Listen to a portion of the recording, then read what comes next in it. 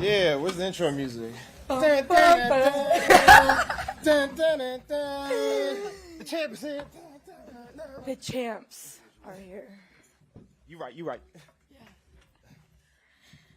Hi, guys. I like to see familiar faces. Ooh, tough crowd. Oh. So, Anyone going to say anything? Hi, Alex. is this one? Hi, Sean. Hi, guys. Alrighty. You guys good? Let's go. Let's do it. All right. Well, let me take my thing off so I can look cute. Okay.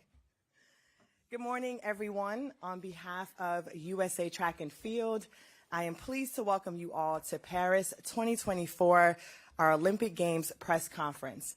From August 1st through the 11th, 120 athletes will represent Team USA among track and field's best and brightest stars on the oval, on the field, and on the roads. At this time, I would like to introduce our star-studded list of panelists. Next to me is Grant Holloway, silver at the Tokyo Olympics in the 110 hurdles. He's three times a world champion, a two-time world indoor champion. He holds the world record in the 60-meter hurdles at 7:27, and is just 1/100th shy of the world record in the 110 hurdles with a personal best of 12:81. Grant Holloway. Let's give it up. With those credentials. I heard was the second fastest man ever to live. Just a little bit.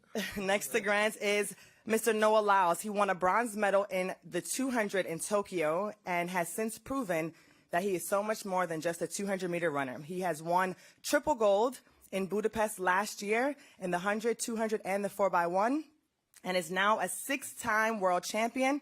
He holds the American record in the 200 at 19:31. Noah Lyles. Go, Noah. Next to Noah, Tara Davis Woodall. Competing in her second Olympic Games, Tara was a finalist in Tokyo with her sixth place finish. She's coming off of a World Indoor gold medal in the long jump and has earned a silver at the World Athletics Championship in Budapest. Good up for Tara. Katie Moon, defending Olympic champion in the pole vault. She's two times a world champion, a world indoor silver medalist, world indoor bronze medalist, six-time national champ, and the list just goes on and on. Give it up for Katie Moon. Let's go, Katie. And finally, Ryan Krauser, who's attempting a feat that has never been done before. If he wins gold in Paris, he'll become the first shot putter to win 3 Olympic titles. I'm going to let that just sink in for a second. I got the chills. I did too. Such a long time to I'm be telling you. winning. He's a Rio and Tokyo. Do that. We'll get into it. He's a Rio and Tokyo Olympic champion, a two-time world champion, world indoor silver medalist, and an 11-time national champion. Krauser currently holds the world record in the shot put at 23.56 meters. Let's give it up for the great Ryan Krauser.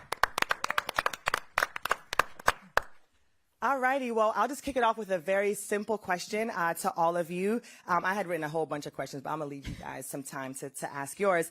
What does it mean to every single one of you to be here at the Olympics? I mean, half of the job is done, obviously, being able to be on this very elite team. But now you're representing yourself, your coaches, and the country. What does it mean to you, Grant? I think it's a speechless moment right now, but just kind of going forward, we have the hardest team to make. I mean, that was, in my eyes, 6% of the job. You know, the rest of the 40% is just coming here, competing, doing what we did at our trials in order to, you know, secure the gold medal. Of course, is the main goal for all of us here on this stage. But you know, just to be able just to represent our countries, our last name, who we are, our communities. I think just kind of just going forward with all that. You know, needless to say, we're all fit, we're all ready, and we're all ready to have some fun. Love it. Noah?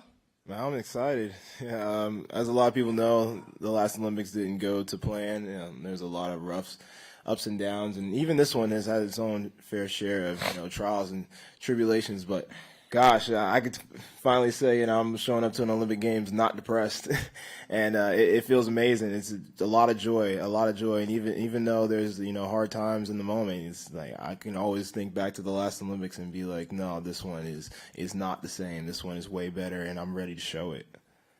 Yeah. Awesome. Tara? I mean, this Olympics means everything. Going to Tokyo, straight out of college, I mean, I was just in awe of where I even was, and that wasn't really the plan. So this year coming in, we knew the plan was to make this team and make it to the Olympics. And now that I'm here, it's so surreal, and I'm, my younger self is pinching herself. I was just looking at a photo of me when I was about 8 years old holding up a gold medal, and I don't know, I just want to do it for her, and I want to do it for my family and everyone that supports me, and do it for my friends up here too. Love that. Love that. Katie? Yeah, I mean, I think everyone up here is pretty much going to say something similar.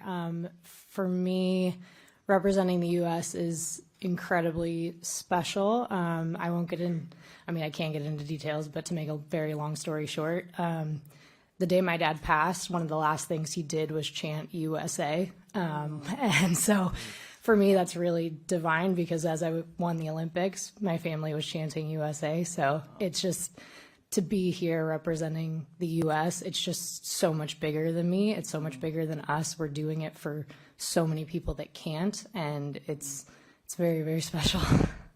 Wow, that's beautiful. Thank you for sharing that, Katie. Yeah. Ryan?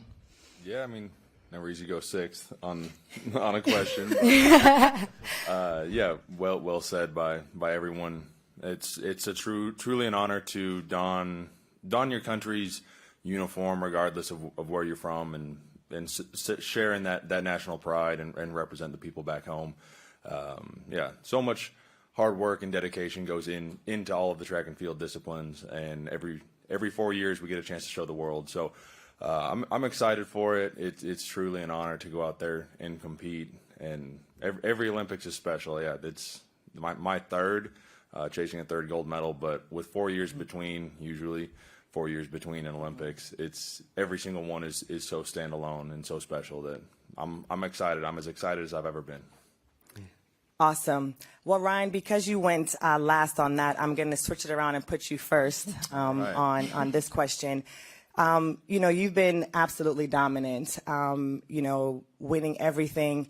I'm just curious for you, how has it been handling, obviously, the inevitable fatigue?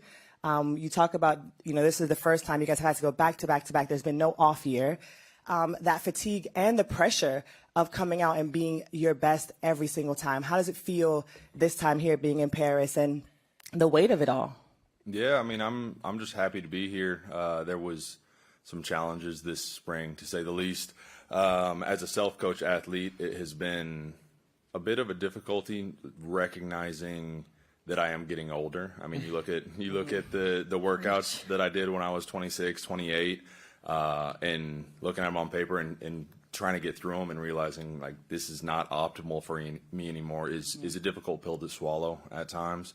Yeah. And so I feel like it took me a little bit longer. It took a little bit of overtraining and injuries that accompanied that to realize that, yeah, I can't do exactly what I could do day to day when I was younger, but I still believe at the top end I can still be as good as I ever was, if not better. So it makes me cherish this Olympic experience all the more because I can see the writing on the wall. I can't do this forever.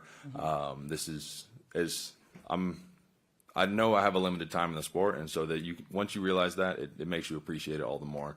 And overcoming a couple pretty significant injuries this spring also made me appreciate it all the more because being on Team USA, especially in the shot, we joke that if the entire rest of the world had to qualify, no one would have. Not a single national championships. Wow. If you took the entire world and put all national championships, USA went 1, 2, 3. So, wow. Yeah, it was a very challenging team to make. So, I'm just happy to be here, to be honest. Awesome. Katie, you're much like Ryan. You've won the last 3 majors as well. So I could ask you the same question, but I won't. You studied fashion here in Paris. I did. And so, you are back. What lessons did you learn when you were here as a youngster, and how fulfilling is it for you to be back in this capacity? Gosh, yeah, being in Paris, that was my first time ever overseas. It was very scary, but incredible. It was just such a cool experience getting to do that. And when I think about who I was back then and who I am now, I mean, that was completely unrelated to pole vault. I had finally, figured it out in the pole vault where I was placing middle of the pack at USA's. I wasn't making teams, but I was holding my own and still felt like I could get better. And I just feel like this whole journey has really just been one of resilience and continuing to show up. And, you know, I'm somebody that had potential from a young age, but had to work really hard at every level to reach the pinnacle at each point. It took me until my senior year of high school to win the state meet. It took me until my senior year of college to win nationals. It took me until 5 years out of college to make a team. And so it's been cool just looking back on my journey and hoping that that can inspire others. And just if you keep your nose down, working hard, cool things can happen. Awesome. Thank you. Yeah. Tara, you brought all the drama to the trials. We were literally on the edge of our seats as it came down to the third attempt for you to keep your dream alive. How will that serve you here? Do you feel like now you can, under any circumstance, you know you can pull it out, or are you going to make sure you get your best jump out early? Like, what is your mental coming off of such a dramatic and exciting trials competition? Yeah, well, it took around 3 weeks for me to fully recover from that. It was mentally, physically, and emotionally draining. I don't know. Coming into the Olympics now, I'm so excited. I think I needed that. I needed that pressure. I needed that unwavering feeling of like, are you going to make it? And honestly, it showed all the hard work I was doing through therapy and through all of my mental health work of, you know, if you can just keep your eye on the prize and you can do it. I never would have guessed that that was ever going to be a thing, that I would scratch 2 jumps right before trying to get into the Olympic trials finals. Yeah. But I do think it kind of takes a little bit of pressure off myself because I can do it. I can like be the person I want to be and under any type of pressure. And now going into the Olympics, I'm here. That was the hardest part, is to get here. And now I'm here and I guess just to go have fun, show the world what I can do. Yes, the first jump will probably be a little bit more safe. I won't full send like I said I was going to do. But yeah, if I just get that first jump out of the way, it's playtime. Yeah, love that. So Noah, obviously you're going for a very auspicious double here, hoping to mix it up also in the relays. You talk about, you know, your mental going into 2021, and you have accomplished so much since then. And I know you credit that a lot to your mental, maturity and development, all the intentional hard work that you have done to get here. How specifically are you going to use all of those experiences that you've had to be able to pull off, you know, this incredible feat that you set for yourself here in Paris? Yeah. After Tokyo, I had to really take a look at, you know, all that I'd done up to that point. And I said, you know, it's not enough. And it's kind of crazy saying that, because at the time I was like, okay, I became, you know, the 4th fastest, you know, ever in the event of the 200. But here I am still, if I'm off my game, I'm still not enough to say that I can't be beaten, because I got beat by 2 people that day. You know, they PR, and it's like, you know, it's not enough. I need to do more. I need to self-reflect. I need to say, what is it going to take for me to be confident enough to go into a meet and say, even on my off day, I'm still going to win. And, you know, that's where I put my nose to the grind. That's when I, you know, decided to get uncomfortable, get very comfortable with the uncomfortable, and throwing myself into events that is just not me. You know, this year we saw me get a silver medal in the 60 meters at Indoor World Championships. You know, there's tons of people out there who claim that I have horrible starts, and you know, somebody with a horrible start can't get a silver medal or run 6:43, you know, in the 60. You know, it's not, and that's going up against my worst, you know, part of my race. You know, I'm facing world record holders and, you know, many world champions and just people that I just, you know, they would say I'm not supposed to win. And here I am saying, okay, you say I'm not supposed to win. Let me throw myself into the lion's den and see myself, you know, forge myself out of those hard times. So as I'm going to this championship, this biggest stage in the world, I'm now saying, hey, I've been through the hardest parts. I've you know, been at the bottom. I've, fought my way back up. I've fixed the weaknesses. Now here I am, stronger than before. If I lose this time, it's not going to be because I beat myself. It's just going to be that they had to be that much better. But to be honest, when Noah Lyles is being Noah Lyles, there's nobody. Exactly. It sure is, Grant. Well, on that note, Grant, I have so many questions for you. I'm trying to pick which one's my favorite, but I think I'm going to go this angle. You have been the most consistent hurdler since 2021, and I mean even beyond that, just one loss, right? What is it that makes you so good? Is it your natural ability? Is it your work ethic? Is it your ability to stay present in the moment? What do you think makes you so special? I think what makes Grant Holloway so special is all the above. Consistency in this sport is granted with medals. Going forward, not only am I a hurdler, I am a sprinter that hurdles. So I have that intangible. But I have the ability to learn. Obviously Tokyo is Tokyo. We're in Paris now, and I honestly don't even like talking about it because at that time I was literally running. I didn't know what I was doing for hurdling. Like, I know how to hurdle, but I was just really just running. I don't know what I was doing in a sense.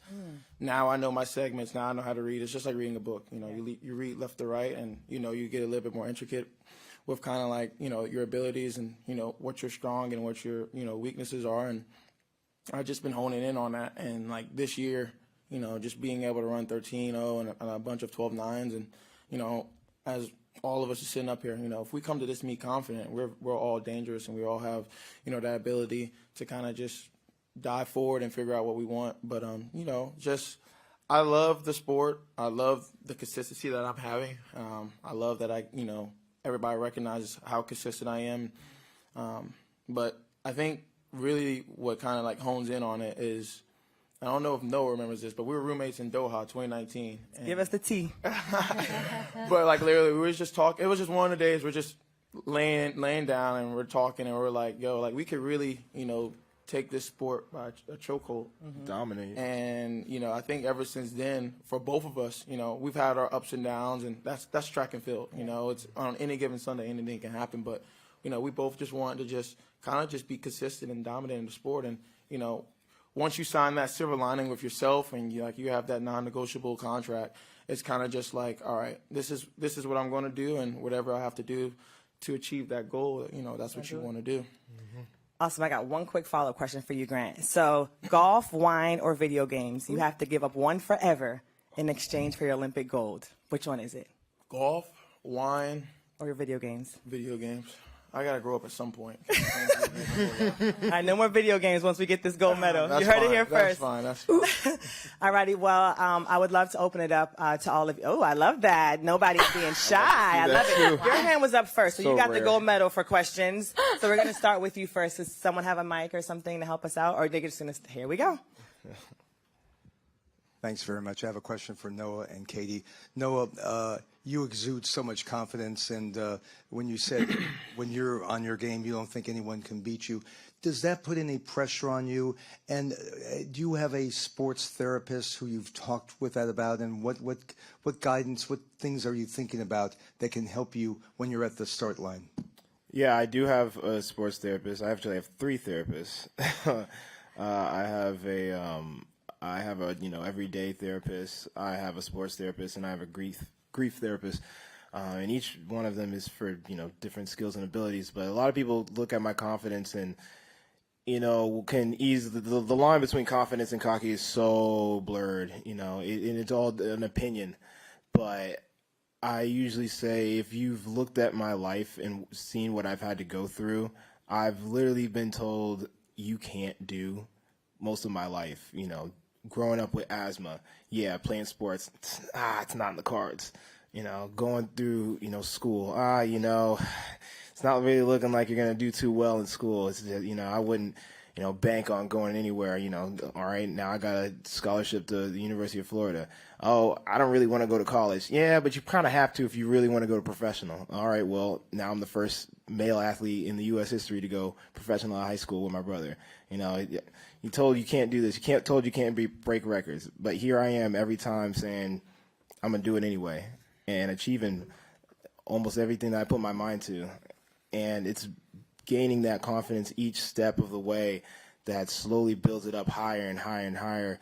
So I can understand why some people can't see the vision that I see. And I don't blame anybody for that. But don't disprove my vision just because I want to go after it. And as that's kind of the mindset I have. And as I get to these big moments, I thrive off of these. This is what I've prayed for. This is what I dream of. These moments right here, I get more excited the bigger the crowd is. In fact, if there is no crowd, that is most likely when you will see me lose. Yeah, like when there is no, exactly, i.e. Tokyo. When there is no crowd, it is the biggest chance that I will lose. That's when you should put your chips down. But the bigger the crowd, the more likely I am to win and run fast and be the best me that I can be. Absolutely. I agree with that one, 100%. And Katie, you talked about how you have not done the traditional way. You weren't like the can't miss prospect. Was there one moment in all this where suddenly you said, I get it, it's working, where even though you weren't at the top yet, you felt there was this, you just sensed that it's coming together and yes, you can achieve it? Yes, I would say for me, that was when I started working with my current coach, Brad Walker. I had finished 5th at the trials in 2016, which I had a personal best that day and wasn't good enough. And up until that point, if I wanted something out of a competition and had a good day, I usually got what I wanted. And so that was very humbling and made me realize I couldn't keep doing what I had been doing. I had to get out of my comfort zone if I wanted to reach my full potential. And the moment that I went out there to try it out with him, he was just able to take my jump and make it better in a way that everyone had always tried to get me to make it better, but it still felt like my jump. I had never had that before because it always felt disconnected. It didn't feel right, and he was the first person that got me to do what everyone had always talked about, and it still felt like my jump, and it just made so much sense. And so even though at that point, it's the beginnings of it, I called my mom and I said, I'm so sorry I'm moving across the country because after the first day, because I knew I now had a roadmap of how I was going to make it to that next point. I always felt like I could, but it was always just this abstract, I hope I can get there. And, a year after working with him, I jumped 490. So yeah, it was the right choice.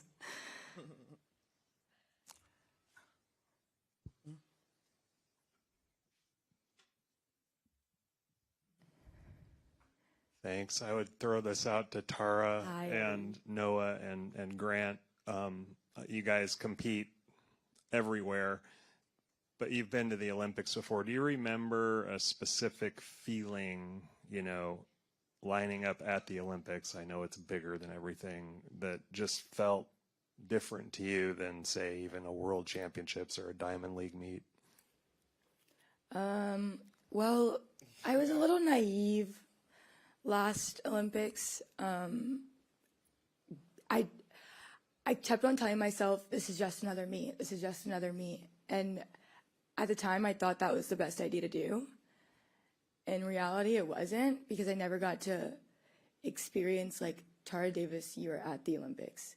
And instead, I was just trying to push down the nervousness, trying to, like, not feel any type of feelings due to depression. And I was just trying to tell myself, it's fine, it's just another track meet. It's fine, it's just another track meet. And it's like, no, dude, you're 21 at the Olympics. Like, feel that, feel it all. But for now, this coming here, and now when I line up here, I am stoked to be at the Olympics. Like, this is what you've dreamed of for your entire life since you were 4 years old. And embrace every moment, every opportunity you get.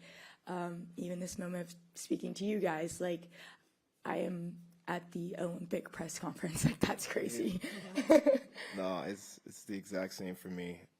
That mindset of, it's just another competition was definitely ringing in my mind, like trying to get through this depression. I was just like, you don't have to make it a big thing. You do this every day. You do this all the time. There's nobody out there who can handle, like, you got this. But yeah, you're right. Like, I'm an emotional person. And when I got to the finals and we walked into that empty stadium, I remember it being so hot. And we were like, it was the final announcement of like everybody's name, and we're all just standing behind their blocks. And that's like usually the moment, like in my head, I'm just like, it's showtime.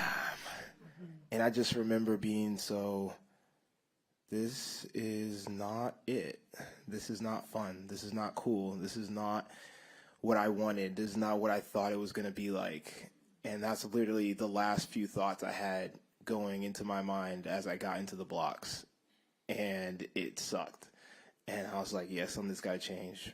And now, just like Tara, when I made that team, I felt so excited. I was feeling all the feelings, even when I made it for the 200, which, had over the years has kind of grown as like an event where it's like everybody already knows I'm going to win. But no, I made it in 2 events. I'm going in for the 4x1. They didn't even want to put me on the 4x1 last Olympics. Now I'm like, you got to put them on.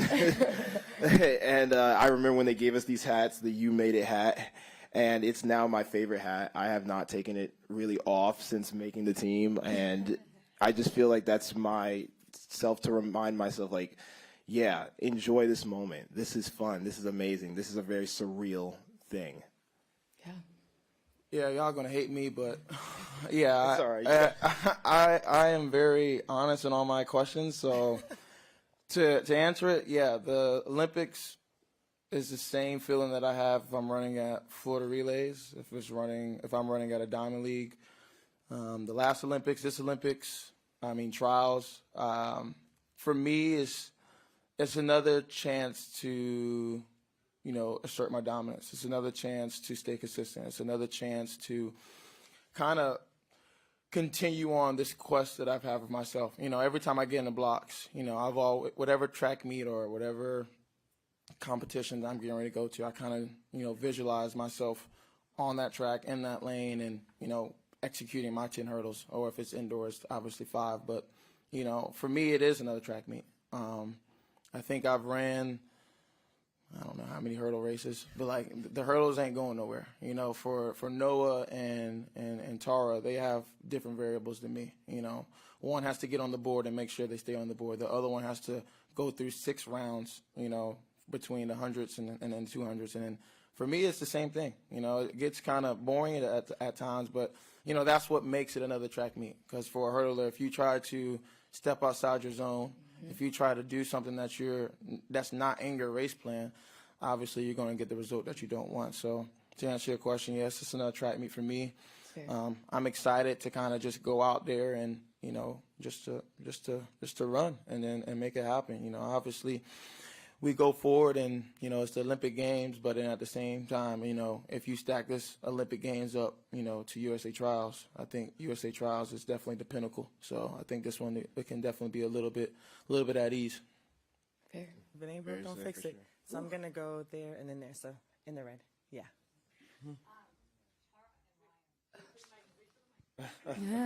Gotta make Behind sure you, you can be behind heard.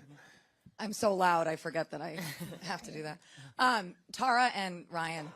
Tara, you had a viral moment the other day with Coco Gauff. Yeah. Ryan, people love following you in COTA. How does social media help you get new interest to your sports? You got it, buddy. All right. For me personally, just coming from my event, I think it's been great. I remember 2016, it's a while ago, but I hit 10K followers, and at the time, as a shot putter, that seemed like a huge deal. So I think it's a testament to how much my event in particular has grown. You've seen shot put kind of take a front seat, and instead of we've traditionally been towards the back, and so it's been great for the sport. Yeah, hard to imagine having around 150K followers in 8 years ago. It was a big deal to get 10. So that's a testament, and I think that it also provides people insight. what we do as track and field athletes is very impressive, and I feel like it's the pinnacle of sport in terms of we are the cutting edge of human performance, whether it's jumping far, throwing far, sprinting fast. Social media is a great way to show that. When you have the 8 fastest people in the world in a race, the slow person is still the 8th fastest person in the world. And the person sitting on the couch is like, dang, that 10-1, that's slow. Like, when in reality, you're still the 8th fastest, 8th strongest, 8th best jumper, whatever it might be. So social media is a great way for us to convey what makes our sport special, because we are the peak of performance. Yeah, I think it's a bit different for me. I think having a social media, I don't know, as a content creator, influencer, whatever you want to call it. Influencer. You know what, Ryan, don't.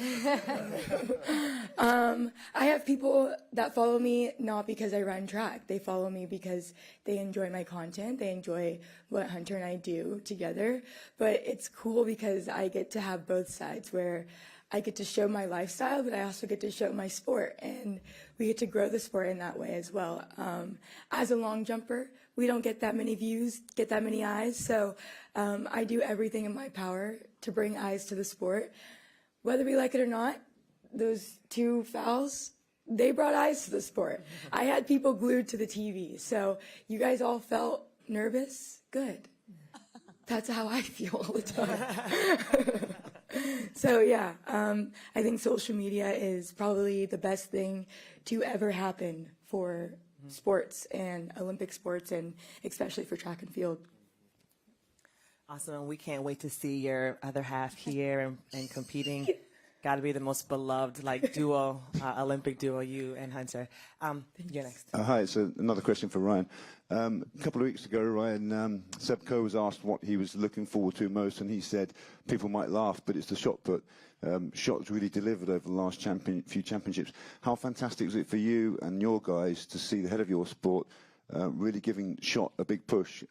As Tara said, field events don't always get the coverage. Yeah, no, it's an honor, and I think it's a testament to the level of the event in particular. Men's shot has been consistently good for 8 years now, and it's been the same usual suspects, and now we add in Fabry as well. So it will be, I believe, quite the competition. A lot of guys in good shape right now, and so yeah, it's a testament to the individuals we have in the sport. I think it has taken a special group. None of us really have wanted to take a back seat. All of us have been fighting to be at the top, and for me, it's knowing that Tom Walsh, Joe Kovacs, Darlin Romani, all of the guys, if I'm not training hard every single day, they're catching me, they're passing me, and so they have the same attitude, and so that level of competition and special group of guys have pushed the shot to, I think, levels that no one thought it could reach, and I'm excited because every year I think if I can get a little bit better, the sport will get easier, but every year the guys seem to keep up with me and even gain a little bit, so it's been hard to pull away. But it does keep it exciting. So it'll be a fun comp out there. I think a lot of guys are gonna be swinging for the fences. Right here in the USA. Noah and Tara, I truly appreciate how open you both have been about your mental health and destigmatizing it within the highest level of sport. I'm curious what you're doing here on the ground to actively take care of your mental health, and also what advice you would give to any athletes who are currently struggling in silence. Well, what I'm doing here is journaling every day. I'm meeting with my therapist at 7 a.m. due to the fact that it's late over there. And as well as just doing these types of things, I'm putting myself out there. I'm socializing. I'm enjoying the moment. And that's one thing that I was not doing when I was depressed, was enjoying the moment. And I don't take anything for granted anymore. And for any athlete out there that's struggling, it's okay to struggle. Everyone struggles. We just might be silent about it. Speak to someone, talk to someone. Don't hold back anything, because holding back doesn't get you anywhere. Lying to your doctor doesn't get you anywhere. So, yeah. Yeah, I agree with Tara in that one, you know, being very vocal. And this might be decently, you know, depending on how you look at it, controversial, but I'm kind of almost in I'm struggling myself with my mental it's weird. It's a weird concept. As you guys know, Sprint came out. Have you guys watched it, by the way? Love Sprint? it. I love it. Good. I'm glad you love it.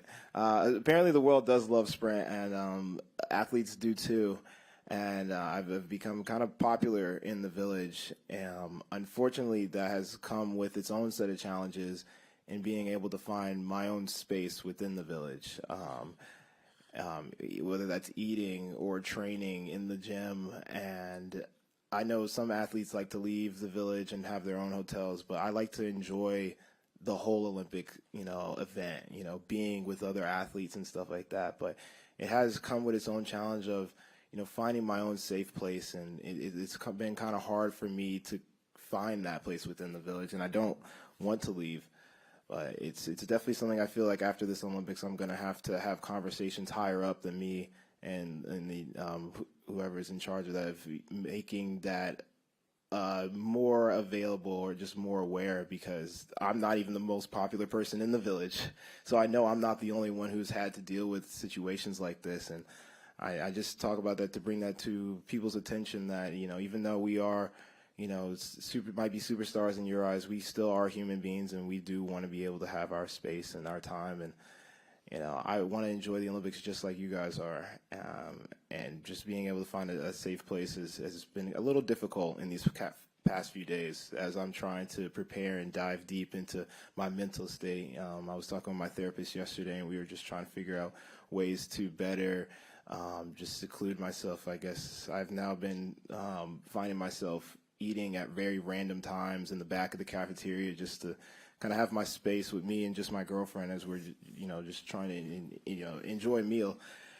So it's been just being very vocal and being, you know, honest with myself. You know, as Tara said, you know, lying to yourself is going to get you nowhere. It really is. It's just another lie to yourself, and that's the worst person to lie to, because it just, you know, continuously festers as the truth of what you want to say kind of just is hidden behind a door, and it just makes you feel like you told a lie, like a real one. It's ugly, you know, you feel it in your chest. Yeah, being vocal has definitely been, you know, my biggest thing this Olympics, like telling my team, letting my people know what's going on. That has been definitely what I've been pushing for that I feel I didn't do at the last Olympics. Thank you. Go on this side.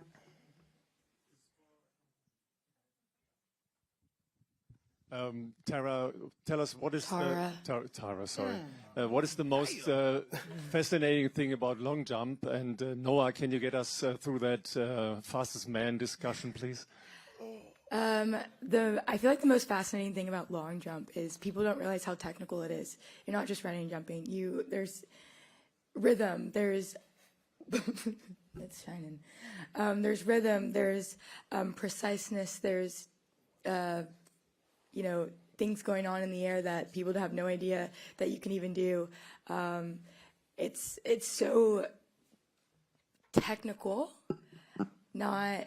And there's so much speed, there's so much power. I'm breaking shoes, like it's crazy. And now that I've given myself a chance, I see every opportunity, and I see every, you know, centimeter as evolving track and field and evolving long jump. Every eye that watches the sport, they change the sport as well. So me just, I don't know, long jump, I feel like, is one of the hardest to do because you are running as fast as you can and trying to put your foot on a board and then take off and then do another, I don't know, 0.2 seconds of you in the air, and then you have to land and make sure your landing's perfect. So there's so many things that go into long jump that people don't really realize. Fastest man. What's up? Here we go. What's the question? He won't stop. It's me. It's always gonna be me. I think what he's trying to say is the tweet. So interesting story behind that. So I have delegated my YouTube channel to my main man Jack, who's my videographer, and he usually takes care of it. And he on the channel, they've been getting a lot of comments. I haven't been, conversing with him much, but unfortunately, he did release a message that talked about the fastest man comment. And although I do agree with what he said, I usually do not tend to respond to people about that. Everybody knows that the title goes to the Olympic champion and the world champion, which I am one of, and soon to be another one of. Hey. Is that it? Mic drop? All right. Well, we are going to close it out there, guys. I am really sorry. I want to thank all of you, all the media who showed up today to share the stories of these incredible athletes. We want to thank you guys for taking the time to stop by today, and we want to wish you guys the best here in Paris. And that will do it for us. Thank you guys so much again. A group shot. We're going to get a picture together. You are funny, bro. What, you want me